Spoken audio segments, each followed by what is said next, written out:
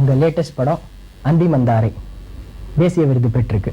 அதை பற்றி ஒரு சிறப்பு பேட்டி வந்து எடுக்கிறதுக்கு வந்துருக்கோம் சார். கேளுங்க.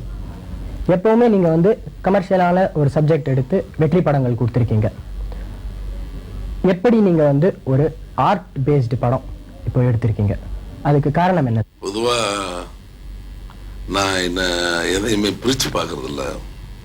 ஆர்ட் ஃபிலிம், கமர்ஷியல் ஃபிலிம்ங்கிறது எல்லா ஃபிலிமும் ஆர்ட் என்ன பொறுத்தவரைக்கும் ஆர்ட் ஃபிலிம் தான். பட் ஒரு டிஃப்ரென்ஸ் இருக்குது. என்னென்னா ஒரு வெகுஜனங்களுக்கு ஒரு ஜனரஞ்சகமாக எடுக்கிற ஒரு படம்னு ஒன்று இருக்கு. இப்போ ஆத்ம திருப்திக்காக வெகுஜனங்கள்ல இது இப்போ எவ்வளோ தூரம் ரீச் ஆகுதோ இல்லையோ, ஒரு நம்முடைய ஆத்ம திருப்திக்கு அதே நேரத்துக்கு இதை இந்த மாசு கொண்டு போய் ஜெயிக்க வைக்கணுங்கிறது முழுக்க அவங்க பாணியில் இல்லாமல் நமக்கு சொந்தமான முழு உணர்வுகளோட அவங்களை பற்றி சிந்தனை இல்லாமல் அவர்கள் இதை ஏற்றுக்கொள்வார்கள் நம்பிக்கையில் முழுக்க நம்ம டேஸ்ட்டுக்கு எடுக்கிற ஒரு படம்னு ஒன்று இருக்கு. அந்த மாதிரி பார்க்கும்போது இதை நான் வந்து டிஃப்ரெண்ட். இப்போ மண் வாசனை இருக்குது, கிழக்கே பூமுறையில் இருக்குது. பாடல் காட்சிகளையும் சில பகுதிகளை நீக்கிட்டு பார்த்தோம்னா நீங்கள் சொல்கிற மாதிரி அந்த ஆர்ட் ஃபிலிம் நீங்கள் சொல்கிறீங்களே அந்த பேட்டர்ன் ஆஃப் ஆர்ட் ஃபிலிம்னு ஆகிடும். இது பாடல்கள் கொஞ்சம் சேர்த்து கொஞ்சம் காமெடிகளை சேர்த்து மனிதனுக்கு கொஞ்சம் கலகலை போட்டுறதுனால அது கமர்ஷியல் ஃபிலிம்னு நீங்கள் நினச்சிடுறீங்க. இந்த படத்தை பொறுத்தளவுக்கு என்னென்னா ஆர்ட் ஃபிலிம் நான் சொல்ல வரல. இப்போ சாப்பிட்றோம், தண்ணி குடிக்கிறோம், சர்பத் சாப்பிட்றோம், கொக்கோ கோலா, ஃபேண்டா, அதுக்கப்புறம் கொஞ்சம் லிக்கர் சாப்பிட்றாங்க. எல்லாம் தண்ணி தான் குடிக்கிறது. இதை பொறுத்தளவுக்கு ஒரு மினரல் வாட்டர் கொடுத்துருக்கேன் அப்படின்னு தான் சொல்கிறேன். சார், அந்தி மந்தாரையின் மூலக்கரு என்ன? மூலக்கரு அப்படிங்கிறதெல்லாம் ஒன்றும் இல்லை. நான் என் தாய் தந்தையருக்கு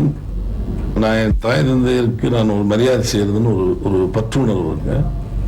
என்னுடைய மூதாதையர் நான் வந்து ஒரு 3வது ஜென்ரேஷனை தாண்டி நிற்கிறேன். எனக்கு ஒரு முந்தைய ஜென்ரேஷனுக்கு முந்தின ஜென்ரேஷன் இல்லையா, அவர்களுக்கு நம்முடைய ஒரு 40 ஆண்டு கால வாழ்க்கையில் எங்கள் அப்பா காலத்து ஆட்களுக்கு, எங்கள் அப்பா காலத்தினுடைய முன்னோடிகளுக்கு நான் ஒரு வணக்கம் செய்வதாக அவர்களை வந்து ஒரு ஆராதிப்பதற்காக ஒரு எடுத்த படம்.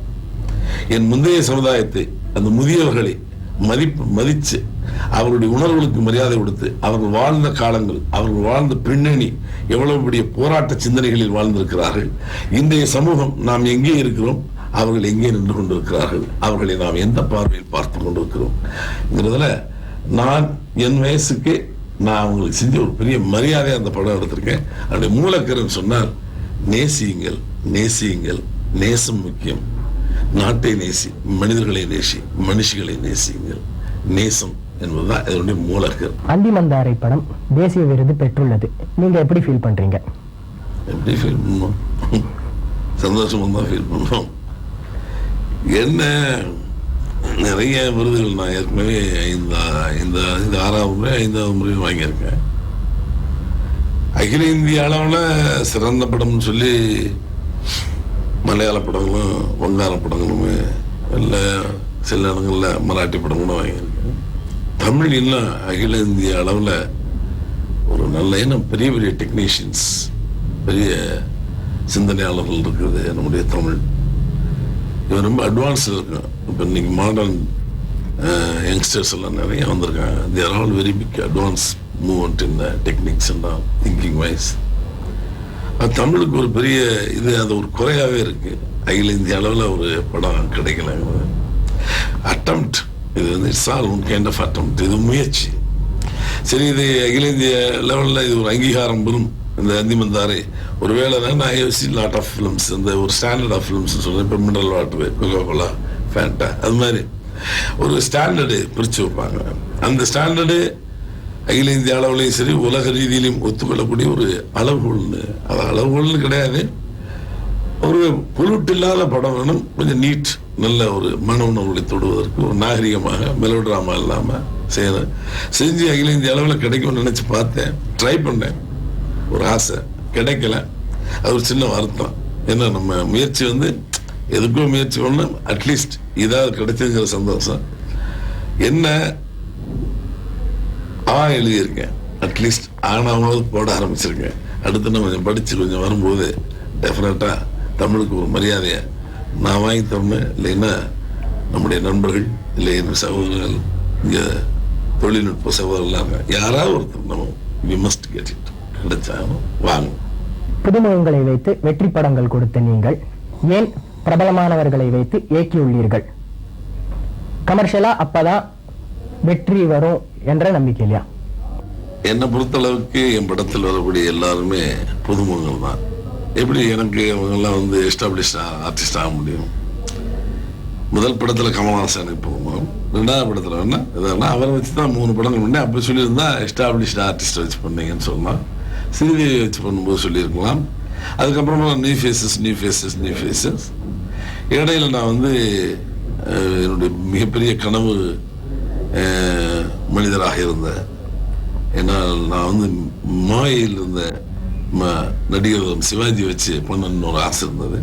எவ்வளவோ டைமென்ஷன்ல வந்திருந்தாரு. ஆனா என்னை பொறுத்தளவுக்கு என் படத்துல அவர் நியூ ஃபேஸ் தான். அதுக்கப்புறம் இப்ப விஜயகாந்த் வச்சு படம் பண்ணியிருக்கீங்க. அதை வச்சு தான் நீங்க கேக்குறீங்க, என்ன விஜயகாந்த் வச்சு படம் பண்றீங்க, இப்ப விஜயகுமார் வச்சு படம் பண்ணியிருக்கீங்க, அதுக்கு முன்னாடி பிரபு வச்சு படம் பண்ணியிருக்கீங்க அப்படின்னு. பிரபு எனக்கு நியூ ஃபேஸ். என் படங்கள்ல எனக்கு ஒரு 30 முகம்.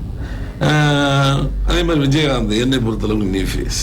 ஏன்னா எனக்கு என்னுடைய டைமென்ஷன்ல என்னுடைய பார்வையில் நான் அவர்களை ஈடு பண்ணி கொண்டாடும்போது அவங்க எனக்கு புதுமுகங்கள் தான். எஸ்டாப்ளிஷ்டு ஆர்டிஸ்டை வச்சு பண்றது பிசினஸ் வைஸ் பண்றீங்களான்னு சொன்னா நீங்களே சொன்னீங்க. நான் வந்து புதுமுகங்களை வச்சுட்டு பெரிய வெற்றி படங்கள் எதுக்காக நான் should I go for commercial? எல்லாருக்கும் பல பகுதிகள் இருக்கு. நீங்கள் பார்த்த சில பகுதிகள், நான் புதிதாக கொண்டு வரக்கூடிய சில பகுதிகள் இருக்கலாம் இல்லையா? ஒரு ஆர்டிஸ்டுடைய பல பரிமாணங்கள், பாரதிராஜா இன்னொரு பரிமாணத்தை கொண்டு வரலாம். எதுக்கு வேஸ்ட் ஆகும்? நல்ல கலைகள் அவங்களுக்கு எவ்வளவு பொட்டன்ஷியல் இருக்கு.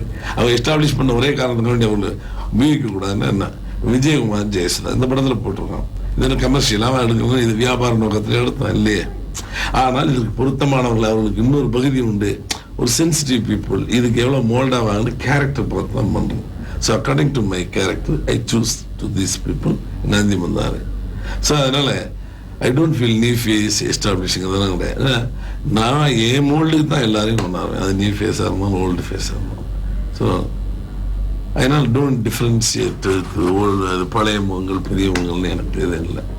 ரசிகர்கள் எல்லாம் பிரம்மாண்டத்தையும் வித்தியாசத்தையும் எதிர்பார்க்கும் இன்றைய காலகட்டத்தில் கமர்ஷியல் டைரக்டரான நீங்க ஒரு ஆர்ட் பிலிம் எடுத்தா உங்கள் ரசிகர்கள் மத்தியில் உங்களது எதிர்பார்ப்பு? எனக்கு இந்த நாட்டில் எல்லாருமே ரசிகர்கள் தான். எனக்கு இன்னும் ரசிகர் கூட்டங்கள்லாம் கிடையாது. Everywhere I got my fans. வில்லேஜில் இருந்து படித்தவங்க, படிக்காதவங்க, டவுன், மிட் டவுன், எல்லா இடங்கள்லையும் எனக்கு ரசிகர்கள் ஒரே தரத்தில் தான் இருக்காங்க. நான் எதை கொடுத்தாலும் அந்த ஆங்கிள்லேயே அவங்க ரசிப்பாங்க. எனக்கு தெரியும், அவங்களுக்கு தெரியும். இதை இந்த பேட்டர்னில் சொல்லியிருக்கேன். சொல்லி என்ன முன்னுரையிலேயே நான் சொல்லுவேன். அதனால் அவங்களுக்கு அதெல்லாம் ப்ராப்ளம் கிடையாது. மிக பிரம்மாண்டங்களையே எதிர்பார்த்துருக்க ரசிகர்லாம் கிடையாது. சமீபமாக ஓடிட்டுருக்க நல்ல படங்கள்லாம் பிரம்மாண்டங்களாக ஓடலை.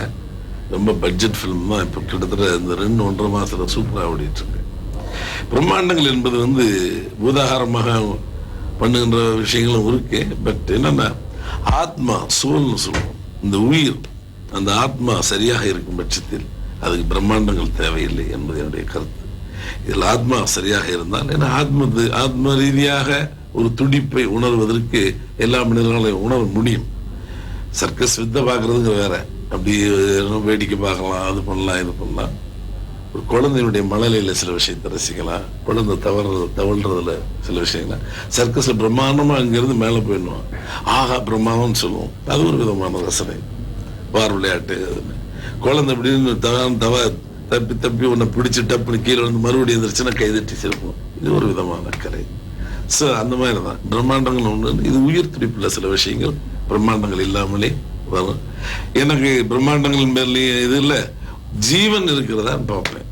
அது பிரம்மாண்டமாக இருந்தாலும் சரி, ரொம்ப கமர்ஷியல்ங்கிறது என்ன, ஜனங்கள் பார்த்தா கமர்ஷியல், பார்க்கலன்னா கமர்ஷியல் இல்லை.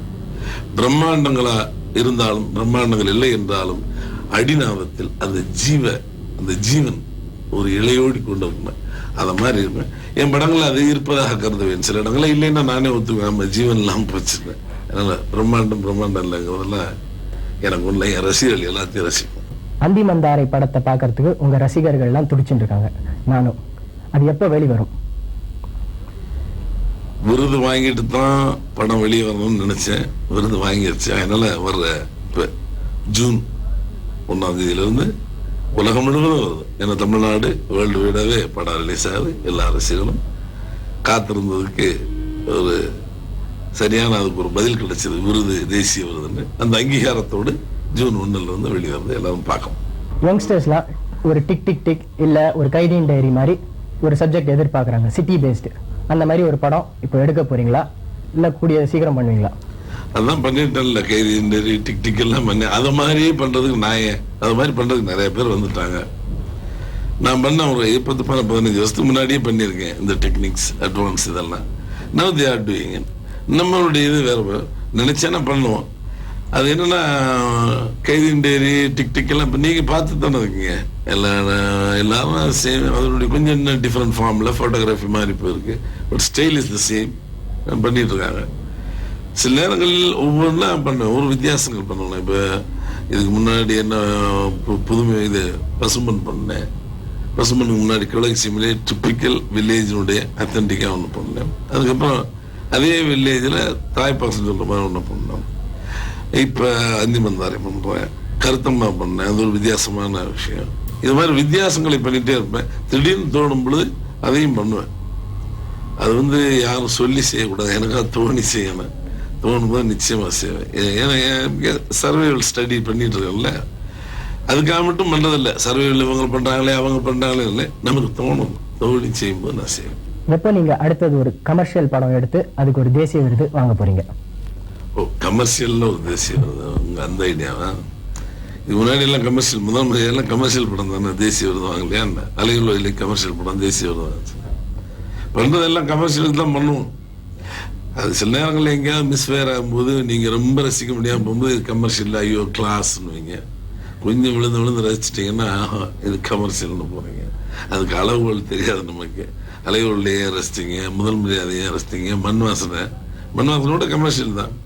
பட் பட் பண்ணுவேன். எல்லா படங்களும் அபத்தம் இல்லாமல், மக்களை கெடுக்காத, பண்ணாத, மனசாட்சிக்கு விரோதம் இல்லாத. ஏன்னா ஒரு பிக் மீடியா, மாஸ் மீடியா, அதில் ஜனங்களுக்கு பிரயோஜனமா சொல்லணுமோ இல்லையோ, அவர்களை கெடுக்காத அளவிலே படம் சொல்லணும்னு நினைச்சிட்டு இருக்கேன்.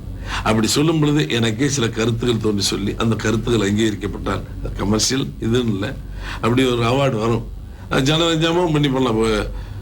மணிரத்னத்தினுடைய படம் இருக்கு, அது ஆர்ட் ஆர் கமர்ஷியல்னு சொல்ல முடியாது.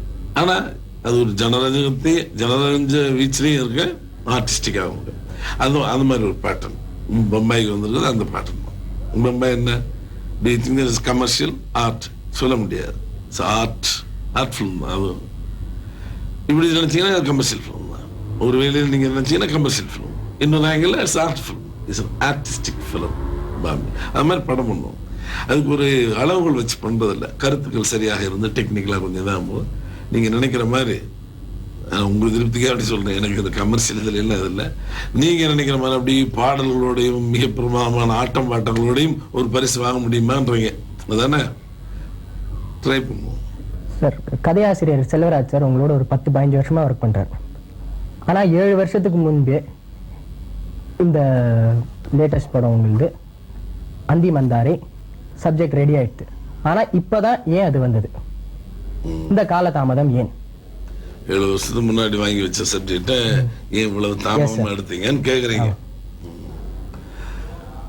கதாசிரியர் செல்வராஜன் நானும் ஒன்றாகவே வளர்ந்தவர்கள்.